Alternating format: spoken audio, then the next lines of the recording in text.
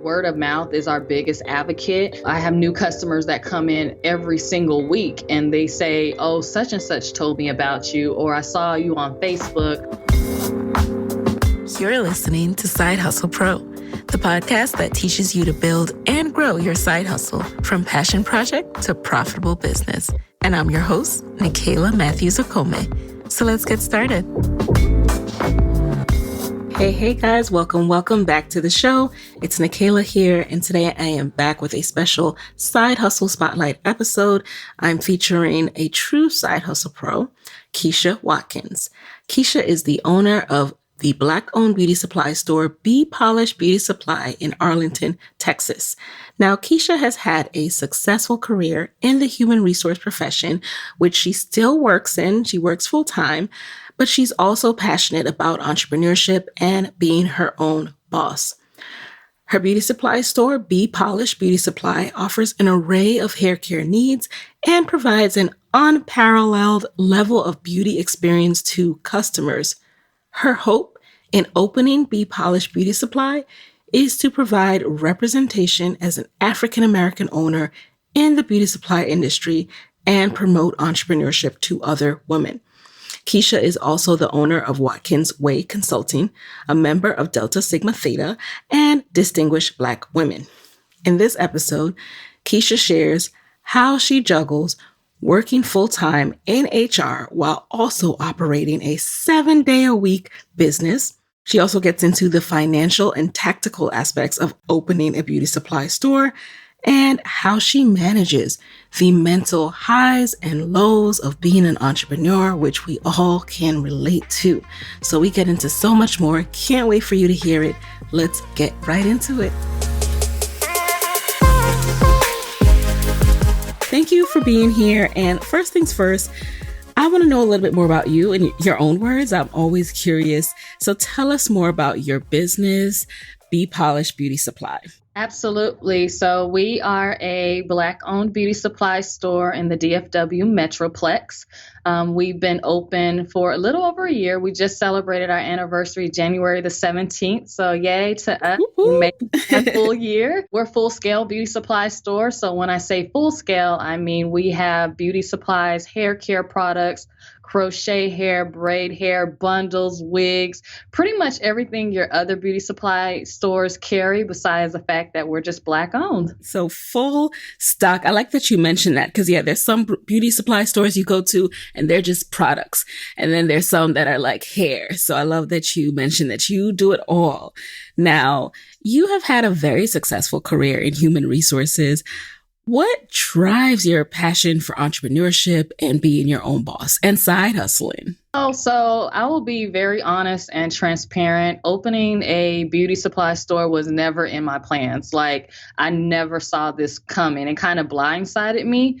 But before BPolished, I had a company called Polished Careers, and that was basically on the human resources side. So I used to write resumes for people. I used to help them with job offers because, again, my background is in human resources. But when I opened BPolished, of course, I had to let that go because this business consumes me totally.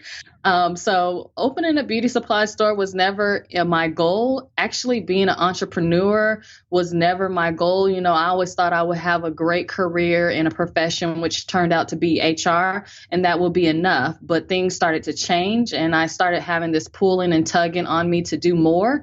And so I heeded to that call, and here I am today with a beauty supply store. Well, let's unpack that pulling and tugging because, you know, a lot of us have pulling and tuggings for different things and then it gets hard and we're like, all right, maybe I should be doing something else. So what made you start to even think about a beauty supply store? You know, so when the natural hair movement kicked off, where everybody was a YouTube influencer, people were making products, I was the person that was up on YouTube all night, every day, looking at these influencers, just styling their hair, trying these product. That was me. I was in the kitchen making flaxseed gel, making my own oil blends. So I actually always thought I would have my own product line. That was something that was really heavily on my heart. But something in 2017 started to shift a little bit. And I kept hearing the words open a beauty supply store. And I'm a spiritual person. So I kind of listen to, what I'm hearing or what I'm feeling or what I'm being pulled to. And I was like, okay, God, this don't make sense. Like, who's opening a beauty supply store? Like, maybe online? And it was no, open a beauty supply store. And I just started researching. And I remember when I spoke it out loud to somebody, I was on my way to dinner one night and we were talking about the things that we wanted to do. And I said, I want to open a beauty supply store. And they looked at me. They was like a Sally's Beauty. And I was like, exactly, like a Sally's Beauty. And when I spoke those words out loud, I kid you not, the doors just started opening. I had no knowledge of retail. I mean, I've worked in retail in my younger years, but I had no knowledge of retail, no knowledge of Black-owned beauty supply stores. Before I started to do my research, I didn't even know Black-owned beauty supply store was a thing until I went to Google. And I'm like, let me Google this because I've never seen one. I've never heard of one. And this is something that I wanted to do. So I'm like, maybe I'll be the first one. But to my surprise, I was not. But yeah, so that's just kind of how that got started. It was really a passion that turned, well, actually a hobby, I would say, that turned into a passion that has turned into a business. I've heard you also talk about that idea of how speaking things into the atmosphere, that's when it really gets real. So I love that you mentioned you were at dinner with your friend and how that took it to that next level of, wow, I just said this. I need to do this. Absolutely. What was your plan at the time? So you were still working full time. Were you planning to just open this on the side and have extra income? Like, was that your vision? Honestly, going into this, I did not know. And some days I still don't know. When I wanted to do this, one of the first things I did, I was still working full time as an HRIS manager, what I'm currently doing now. But one of the first things I did is I went to work at Sally's. And I wanted to see what the day-to-day was like. And I tell everybody who reaches out to me, you need to go work at Sally's because they'll kind of give you an insight of what you'll have to deal with on a day-to-day basis in this business.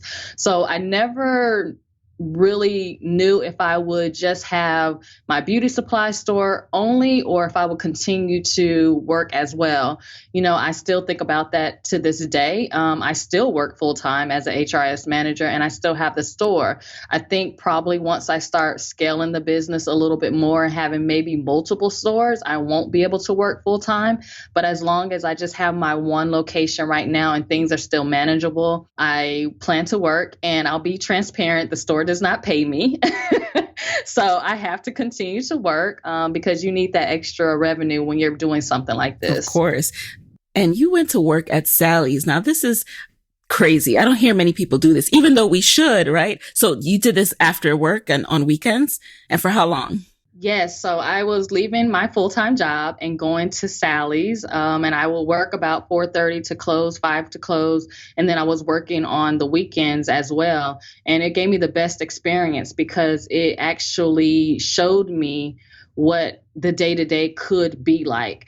And I was able to help my customers. I was able to read the new products that was in the store. We put out inventory on Tuesday, but it was hard work. My feet hurt, my back hurt. I was not used to, I have a sit-down job, so I wasn't used to standing up for several hours.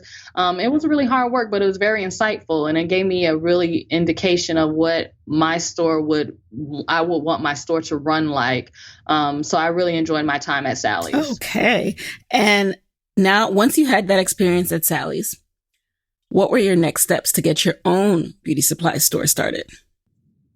I attended a couple of conferences. And as you're doing research, you find out that there are resources out there. And so I did attend a conference about Black ownership. It was a conference in LA. I reached out to other beauty supply store owners that I found. I actually found a network, and who knew there was an entire Facebook group of Black owners, and there's Black owners across the United States. And I'm like, oh my gosh, I didn't know you guys existed. So I've been very active in that Facebook group, but I started collaborating with them. I started reaching out to them, asking questions. And of course, I did my own research. I tell a lot of people you have to do your own research, because this industry, you can get, I won't say enticed, but you can go down the wrong path quickly with vendors and hair vendors and all kinds of stuff. So I really did a lot of research to just figure out this business and get the ball rolling. And when I say it was like doors open after doors, the process was almost too easy for me. And I still look back on it and say, how did I get open in a year? I still don't believe how I absolutely did that. That's what we're trying to find out too, Kesha. I honestly don't know. I found the location. Yeah. I think the hardest part for me was actually finding my location. Yes. How did you do that? Because so initially I was on the hunt by myself. I was going to different locations and looking at the square footage, because I knew what kind of size I wanted. I didn't want anything too big, but I knew I needed something big enough. And so I would look at locations, but interesting enough, a lot of landlords would not respond to me, would not give me information. And I feel like it was because I was too much of a risk. So what I ended up doing, I did find a realtor who found some amazing locations, and he actually found the location that I'm in today. And so once we did that, I had a business plan. I found the location. And when I picked my location, I sent the business plan over to the landlord, and they were like, we were absolutely love to have you. And then when 2 weeks, I had a lease, and I had signed a lease. Okay. So why do you think they felt you were too much of a risk? Because you'd never opened a business before, or they'd never had that kind of business in that particular area? I think it was because I was a new entrepreneur, and this was my first store. So, the commercial rent, and I tell everybody, commercial rent hits differently than your apartment yes. rent. So you have to be able to pay that 3, 4, 5, whatever your rent is a month. And so when landlords are looking at potential people to rent out their location, they do want to see that you have established, you're established, and that you might not default on your rent. But I was lucky to find a landlord who took a chance on me. And speaking of that, that commercial rent hitting differently, what did it require financially? Did you have to put down like a security deposit of 3 months plus, then start paying rent immediately? Was it like 5 figures? Can you talk a little bit more about that? Yeah, so absolutely. So with most commercial properties, they do require you to put a security deposit down, which is typically the amount of your rent. And then they also make you put down last month's rent. So I did, that was about 10 grand, a lot right there, that you have to write a check at the signing of your lease. And then also I was able to negotiate in my lease a leadway. So I didn't pay rent for the first, I think, 90 days. And that actually gave me opportunity to do the build out. So my space was actually a shell. I had nothing in it besides a bathroom. The floors were not done. The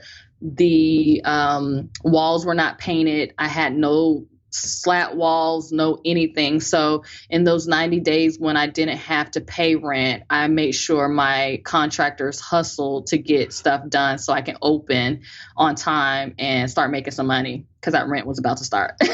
Yes. And, Kesha, I'm so impressed by you, because all I keep thinking about is all the different components involved in opening this. So not only are you putting down 10,000, but at the same time, you had to have search for contractors in advance so you can hit the ground running and get them to start making this more than a shell. And were they able to do that within the 90 days? They were. And so I got everything done right on time. And that's why I kind of say sometimes I feel like my process was too easy, because everything happened the way it should have happened. That made it easy for me. Right before I signed my lease, I got laid off on my job August the 1st. So I got laid off on my job August the 1st, right in the middle of my process. I had already got the funds that I needed. I actually took out a personal loan because I could not get a business loan.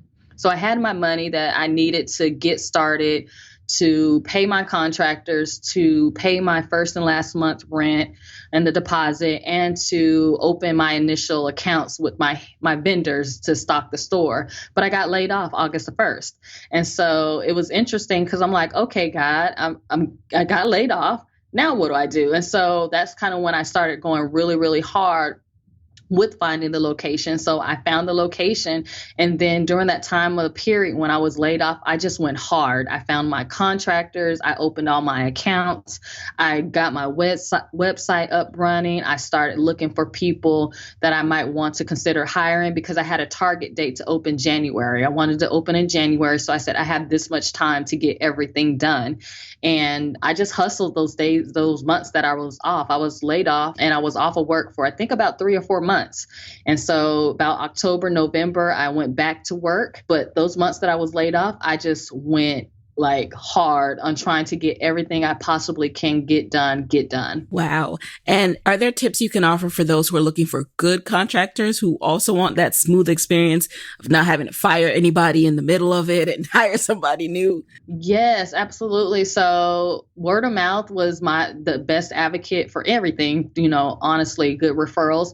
But I actually asked my landlord if they knew anybody, because they are a landlord. I'm sure they've built other locations. So when I signed my lease, I asked my landlord, I said, hey, do you know of any contractors that can help me do the build out, like do my floors and paint my walls and stuff like that? And they referred somebody to me that they had used at another property. And so that's how I kind of found a good contractor.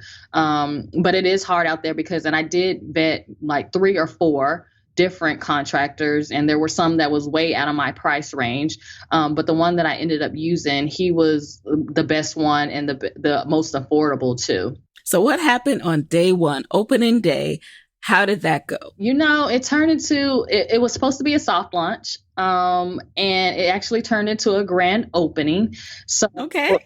There's so many people. I had posted a sneak peek video. It was late one Saturday night. Me and a girlfriend, one of my line sisters, we were in there putting stuff in the system, hanging wigs, and just doing a whole video. And I was like, let me just do a little 60-second video and post it on the business page, because at this time I've had my business page for a long, long time. And this is a good tip for your listeners. Like, if you plan on opening a business, make sure you get your tribe before you open. When I got my logo created, I created my social media accounts and I kept people updated in my process. So, I took pictures of different locations that I was looking at, so people were following me for 6 and 7 months before I had even opened. I think I had about 2,000 followers before I even opened my doors.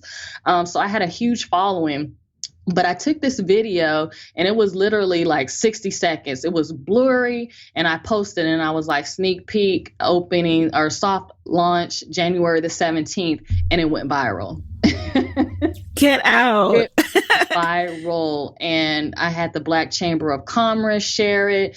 And I can't even remember how many shares and views it had, but it absolutely went viral. So on day one, it was crazy. It was bananas. And I had already hired my staff. That's another thing. I made sure I had my staff in place before I opened my doors, because again, I planned on continuing to work. And so I couldn't work the store and be at work. So we had an amazing day. It was more than what I expected, to be honest. And so I never had a grand opening after that, because I'm like, I guess I've already had my grand opening. Let's talk about that hiring of the staff, because that is one of the hardest things for all new entrepreneurs. So where did you look for staff, and how did you go about vetting really good people that you could trust behind the cash register? So my day-to-day is human resources. So I've been an HR business partner. I've been a recruiter. So, I'm used to hiring and firing. And I actually just used Facebook jobs, and I put it out there. I had written my job description. I'm one of those people, I'm like by the book. So I written my job job description. I had it down to what I wanted the person to be able to do. And so I put it out there on Facebook, and I got a lot of candidates. And so I did initial phone screens first, and then I brought people into the store that I wanted to move forward with, and before it was open. So it was like shelves that were empty in there. And I told people, you know, my vision and what I really wanted in the employees that I hired. You know, there's no way that you can really know someone's motives. I mean, it's just impossible. So you do have to just take a chance and sometimes follow your gut. And I mean, it's backfired on me. I've had to hot fire maybe 2 or 3 employees, which I think is actually pretty good based on, you know, the time I've been open. But I just took a chance on a couple of people. There's been one lady that's been with me, young lady that's been with me since I've opened. So she's been with me over a year. And the other 3, they're really, really great as well. I just hired 2 new people. And so I'm at a staff of 4 now. So, you know, you just have to take a chance on people, and, you know, act accordingly if they don't act right. You know, I tell them all the time, I'm slow to hire and quick to fire. And and they know this about me. I'm like, you know, I've been firing people for the last, you know, 10 plus years. It's nothing to me to let you go for not doing what you're supposed to do. I know that's not the morning motivational talk, though. Like, I know that's not the team meeting pep talk. No. Well, it's still so impressive that you've been able to retain. And, you know, it's comforting to know that even as someone so seasoned in HR, you too have to go through, you know, people who may do well on the interview, on the screens, and then still just have to be comfortable with letting go. And it's not a good fit. Correct. You do. You have to be comfortable, and it's hard. But it's a necessary because your staff can make or break your business in this industry. Mm-hmm. You know, as a Black-owned beauty supply store, we are expected, not preferred, but expected to offer great customer service and to know more than our counterparts in this industry know. So it's an expectation for us. And I tell my staff, my customer service, my customer service is non-negotiable. That is something that we continue to do. That is something that we will always do. So if I get any type of complaints from customers about whatever, you know, I'm going to have to have a conversation with what happened.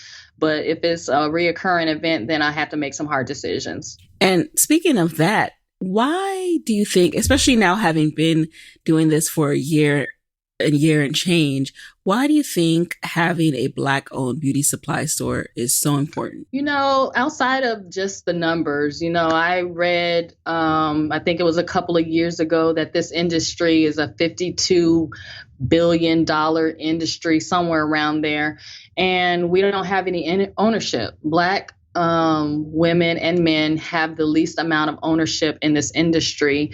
And for me, it is very important to provide a safe place for people who look like me and have my textured hair and have my similar issues. Like I have alopecia. So I wanted to always, when I opened the store, I wanted to provide a safe place for people to come in and feel welcome. You know, we've seen multiple, you know, situations where people have been locked in beauty supply stores because they were accused of stealing, or the police has been called on them and all this other stuff. And for me, when you have a Black-owned beauty supply store, I speak for my store, and I hope other Black-owned beauty supply stores give this same type of atmosphere. It's like, you're safe here. You can come in, you can take off your wig, which people do in our store. You come in, take off your wig, try another wig off, walk around the store with your wig cap on.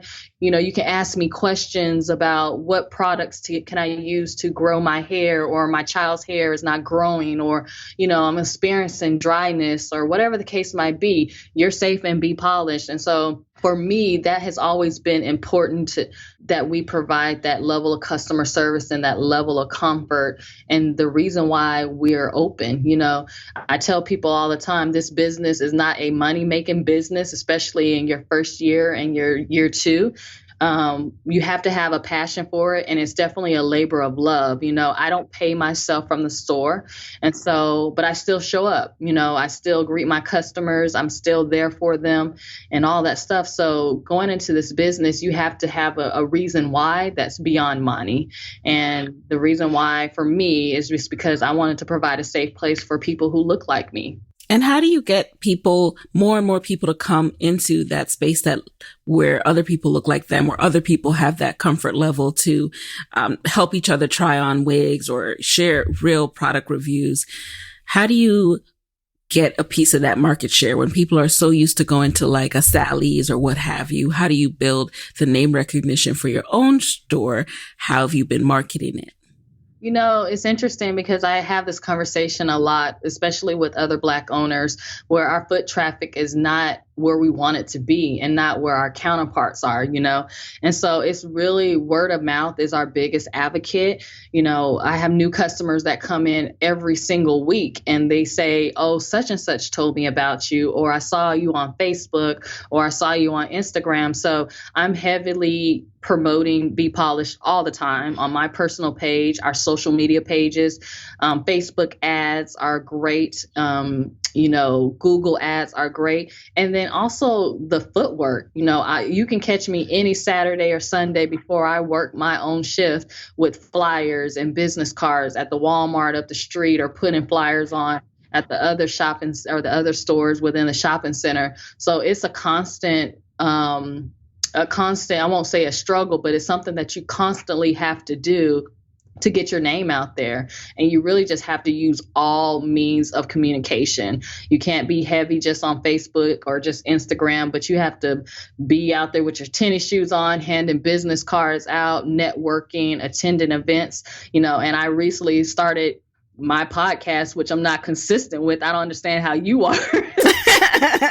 Consistency is key. Yep. Yeah, it's like I'm gonna drop one every Wednesday. Okay, my schedule just does not accommodate it. But and you actually had given me that idea. I saw something come through, and it was talking about expand your brand with podcasting. So I was like, oh, that's a great idea. And so that's kind of how I started it. But you really have to use all channels to get your brand out there and let people know that you're out there and you do exist. Hey guys, it's Nikayla here with a quick word from our sponsor.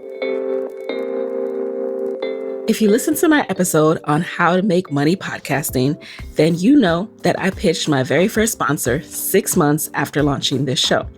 And you know what else I did once I landed the contract? I invoiced them using FreshBooks. FreshBooks made it so simple. That's because FreshBooks invoicing and accounting software is designed specifically for small business owners. It's simple, it's intuitive, and it keeps you organized. FreshBooks lets you create and send professional-looking invoices in 30 seconds, and then get them paid 2 times faster with automated online payments. Plus, you can file expenses even quicker and keep them perfectly organized for tax time. And the best part? FreshBooks grows alongside your business, so you'll always have the tools you need when you need them without ever having to learn how to do accounting. Try it free for 30 days, no catch and no credit card required. Go to freshbooks.com/sidehustlepro and enter Side Hustle Pro in the How Did You Hear About Us section to get started. Again, that's freshbooks.com/sidehustlepro and tell them Side Hustle Pro sent you. 2 things about that. Well, number one, I think it's so great that you are down and dirty with your business. You are in there working shifts. You're in there, like you just said, promoting, handing out flyers, business cards. And sometimes you have to recognize that, you're not going to see the ripple effect that your action is having right away. So for example, your podcast, right? You might think, oh man, I'm not consistent. Is this worth it? But your podcast helped me to find you. Your podcast is a platform, and it doesn't matter if it's just 1 or 2 people who heard a particular episode. You never know what those 1 or 2 people will then do with that.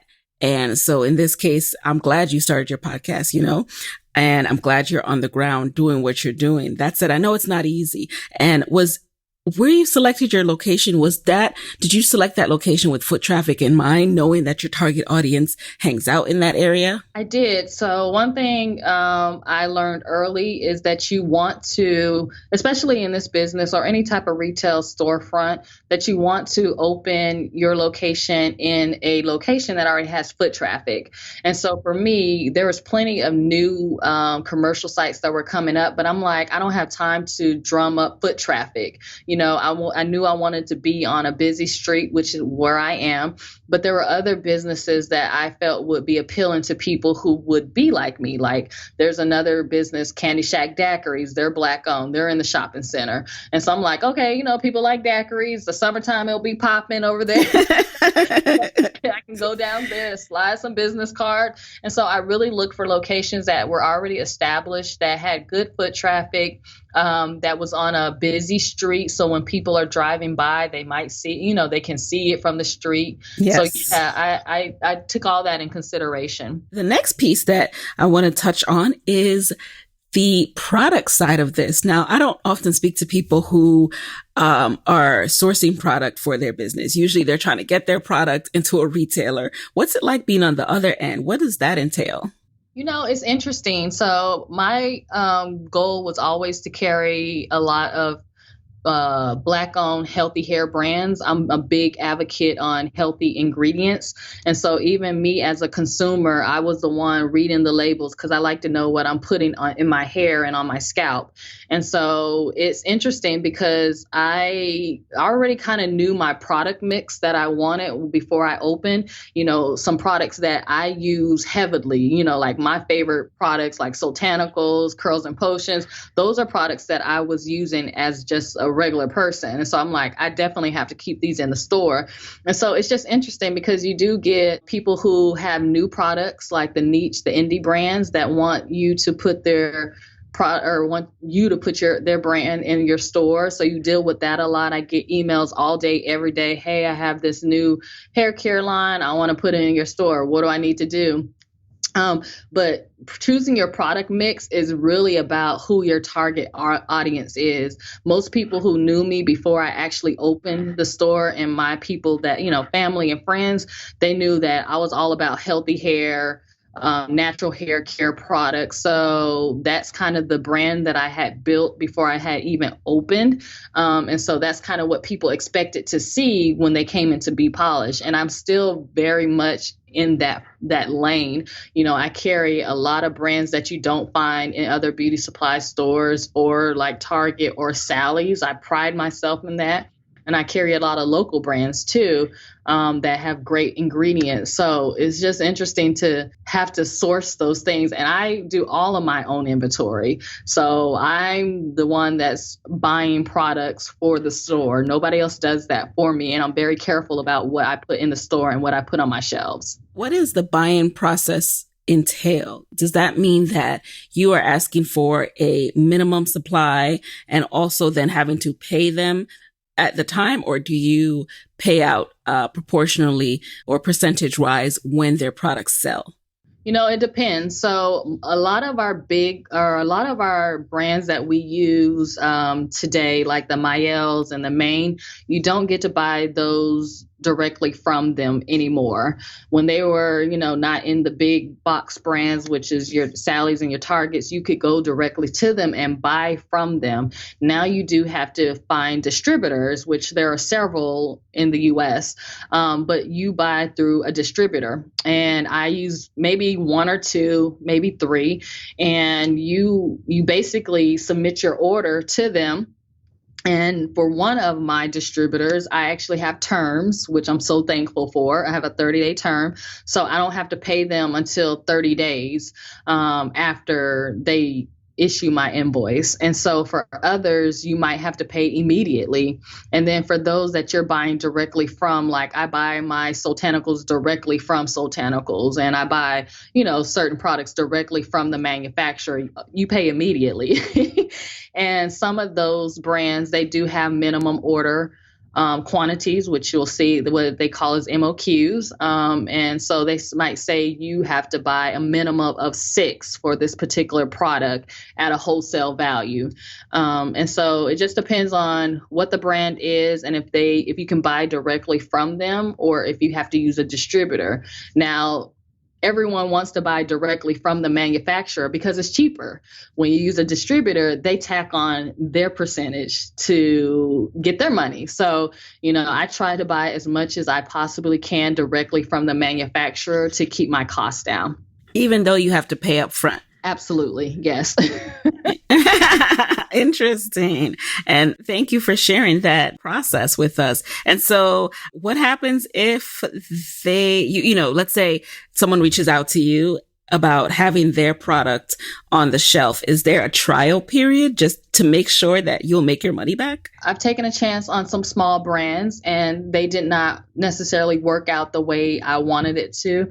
And my rule of thumb is if it takes more than 3 months to sell or 4 months to sell, I'm probably not going to keep it in the store, because you have to worry about carrying costs, which is basically when stuff is just sitting on your shelves. And as a small business, you're wanting to constantly turn over your inventory because when you're selling, you're making money, so you really can't afford to have a lot of products just sitting on your shelves all the time. And so that's right. My rule of thumb is if it takes too long for an item to sell, then I typically don't bring it back. Another rule of thumb that I have personally adopted this year is if we're not going to collaborate, which means I push it and you push it too, we're not going to work together. I've had situations where I put someone's product in my store and they never say, hey, you can now find our products at BPolished, but they'll say, hey, you can find our products at Sally's Beauty. I have a problem with that. Yep.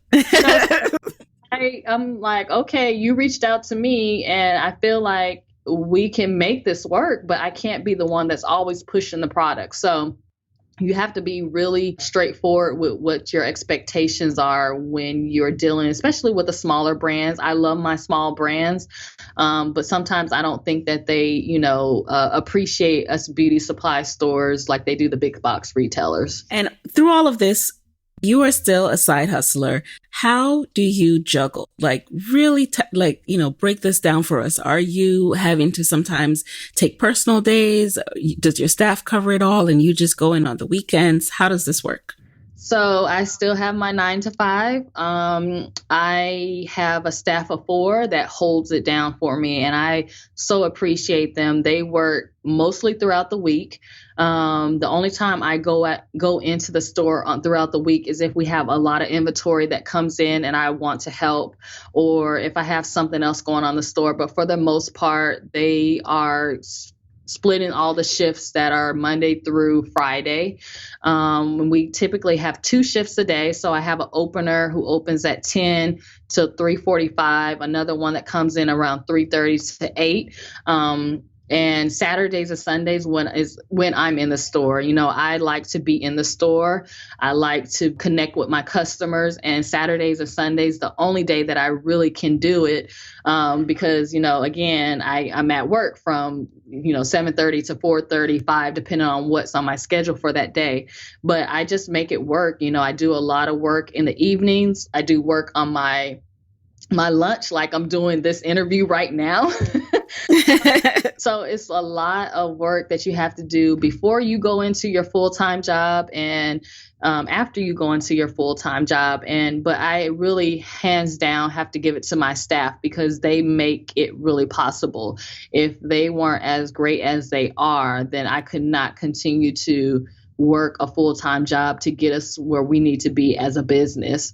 So yeah, it's just a juggling act, to be honest. Absolutely. And how do you plan to scale, looking forward so that you are able to pay yourself and not just your staff? So I still don't know. I don't know. No, I'm joking.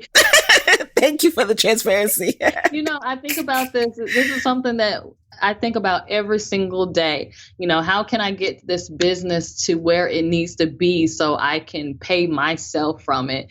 And which is not necessarily the goal because I'm getting a paycheck. So I'm not too focused on, taking money from the business to pay myself when I'm already getting a paycheck somewhere else. But I do want the store to be in a sweet spot. I think that's the goal for any business, is for your business to be in a sweet spot. And that might be different for everybody. But for me, that means it's, we are breaking even every single month, because in all transparency, we are not.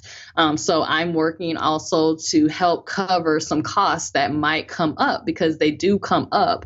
And, just scaling the business, you have to constantly add inventory. You're constantly trying to reduce your cost. And, I still have not figured that piece out. But I think we're year two, as we're in year two, it'll continue to get better. But really scaling your business, it really depends on your foot traffic. And that's what I'm working on right now, getting my foot traffic up to where it needs to be. I'm grateful that you mentioned that, and you're open about that, because you can have a very good business, a needed business, and one that is important to the community and changing lives. And it's not always easy to figure out, okay, how do I make this consistently break even or profitable month over month? How do I pay myself, and all these other different things? And, I believe you'll get there. And I thank God that you're doing the side hustling route, which I am such a proponent of, because you don't have that stress of wondering how you're going to keep the lights on. Absolutely. And, that is something that you think about every single month. I'm like, okay, I did this last month, and now I'm like, where are the people, guys? Yes. And retail it fluctuates. Wintertime, it could be hit or miss. Springtime is typically the busy time, because it's nice and sunny outside. You have spring break. And so, I'm also learning my cycles, because I have no historical knowledge, really. I know last year, since I opened in January, I know we did as well as we did, because I'm the new beauty supply store, the Black-owned beauty supply store. So everybody's going to come out.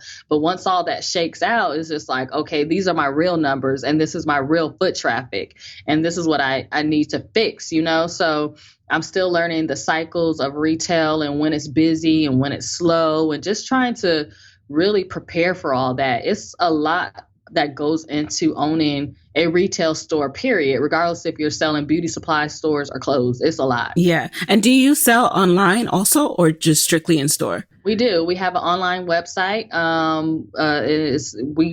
We do pretty well online. And it's interesting, because a lot of my online orders are for people right here in the DFW Metroplex. Because I'm located in Arlington, Texas, but within the Metroplex, you have Fort Worth, you have Crowley, you have all these different other cities within the DFW Metroplex. And so my store location might be a little bit too far for some. And so they order online. So we do online sales. We don't carry everything that we have in store online, because that just would be another nightmare to manage. But we do pretty good online as well. Okay, that's good to know. And are you mailing those yourself, or team members or staff handle that? A combination of both. I actually have 2 packages in my trunk, my car right now, that I need to mail. So whoever's on call, we use Shopify, which makes it very easy to manage. So my lead, she actually has the app as well. So she gets notifications of orders just like I do. So whoever can fulfill it and put it in the mail, that's who handles it. All right.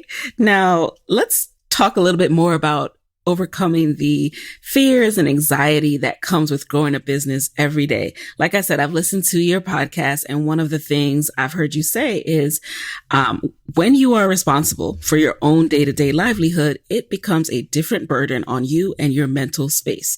And you mentioned that some days you have really high days, you're on cloud 9, you have all these business ideas going, and I relate to that.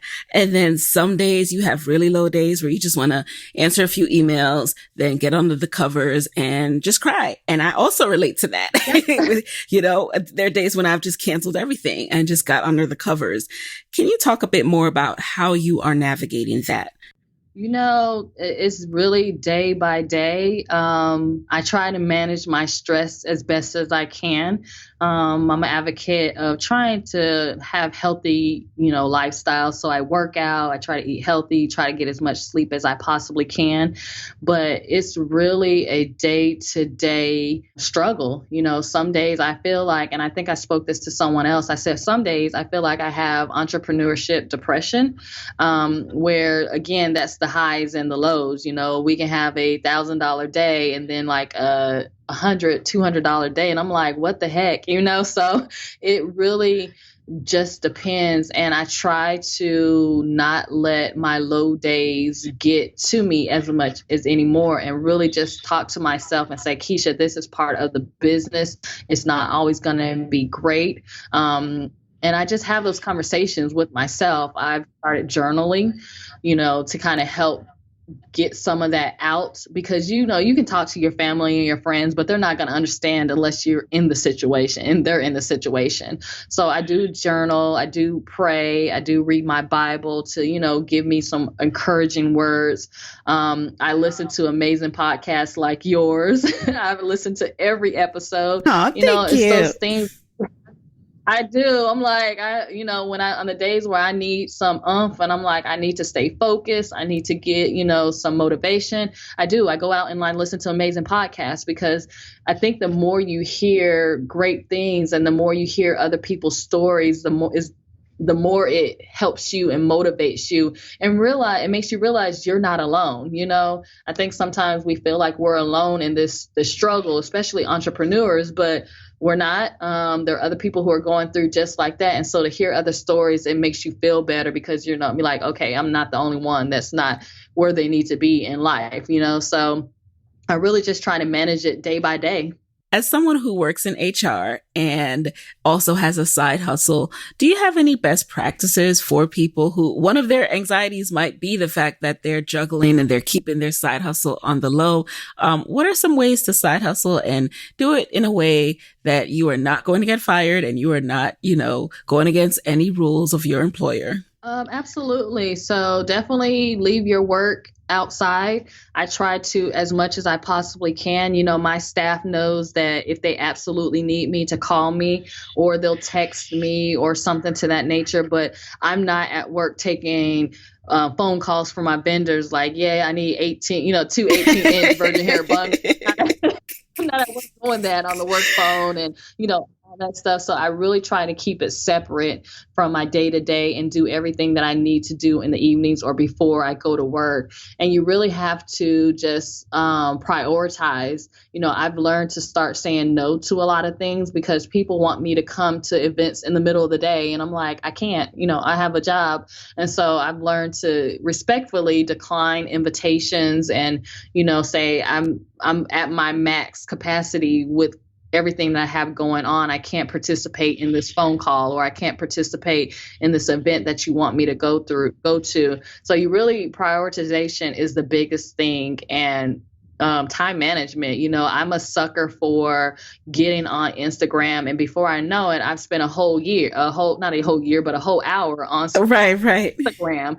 And so I really just try to learn to do my best with my time management and priorities, and just really writing task lists and saying, okay, these are the things that I need to get done at work and outside of work for the store. So you really just have to use multiple tools. That is so true. And, that definitely helped me out a lot. And it's also like, for me, that was also a management tool for managing the mental load in the mental space, when I was able to separate the two, when I was able to just say, all right, I'm at work now, I'm not thinking about that. That helped me to not stress about either one. Or, okay, I'm at home now, I can focus on Side Hustle Pro. Now, before we get into the lightning round, I'm curious to know, if you had a chance to start your company all over again, would you do anything differently? If so, what? Would I do anything differently? I might have went with a smaller store. The store that I have, it's nice size. It's actually 1,900 square feet. I only use 1,300 of it retail. But I feel like, I probably could have started with a smaller store. But other than that, there's not too much other things that I would do differently. I lie. There is something I would do differently. When you get into this business, you are wanting to appease everybody and make everyone happy. So when I first opened, there were people who came in and say, please carry this. And, I have not seen those people since then. And I've carried their product that they've requested. Yes. So you get into this business and you have new store syndrome, where you want to carry everything for everybody. So I wasted a lot of money doing that. So I definitely would just go ahead and not listen to all of that and just really stick with my focus and, have the product mix that I wanted to have. So now it is time to jump into the lightning round. You just answered the very first thing that comes to mind. Speed is of the essence. Are you ready? I am. Okay. Number one, what is one of the biggest resources that has helped you in starting your business that you can share with the Side Hustle Pro audience? Definitely the Black Owners Facebook group. There's one out there, and they are a huge support system. All right. Number two, what's been the best business book that has directly helped you with your business? I would have to say Profit First. Number three, what is a non-negotiable part of your daily routine? Prayer and reading my Bible. I start off in the mornings with it every single morning that I can. All right. Number four, what is a personal habit that has helped you significantly as a side hustler? Honestly, working out, that keeps my stress away. And when I work out, I have more focus and more clarity. Number five, what is your parting advice for fellow Black women entrepreneurs who want to be their own boss, but are worried about stepping out on faith and losing a steady paycheck? Just go for it. You do not know if you will succeed if you don't start. So give it your all. And when you give it your all, you'll definitely see the fruits of your labor. All right. So Kesha, where can people connect with you and BPolished Beauty Supply after this episode? My Instagram is BPolished_CEO. And I am on Instagram and on Twitter. And then for the store, you can find us at BPolished Beauty Supply on Instagram as well as Facebook. And then we do have LinkedIn as well. So you can find us on all social media platforms. And we're located at 6407 South Cooper Street, Suite 135, Arlington, Texas, 76001. All right, guys. And there you have it. Hey guys, thanks for listening to Side Hustle Pro.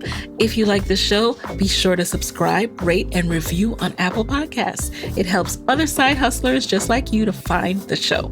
And if you want to hear more from me, you can follow me on Instagram at Side Hustle Pro.